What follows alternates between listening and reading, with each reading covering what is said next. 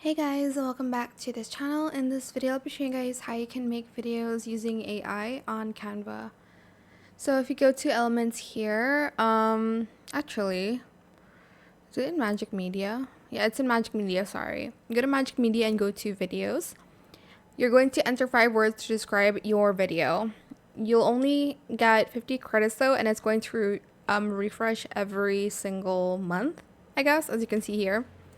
So, for instance, you want to make a video on an abandoned place documentary. I don't know.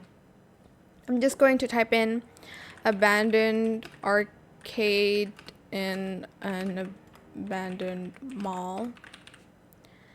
And then select generate video. It should be ready in 1 to 2 minutes. So I'll be right back when the video is ready. And this is the end result. You're just going to press on it to place it in your canvas, and you can make like a really cool documentary style video. So yeah, that is it for this video. I hope it was helpful for you guys.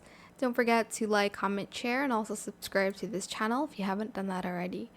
If you have any more questions about this video, just leave it in the comment section down below. I will try my best to answer them all for you guys. And if you found this video helpful, please click the thanks button as well. That is it. Thank you so much for watching. Bye.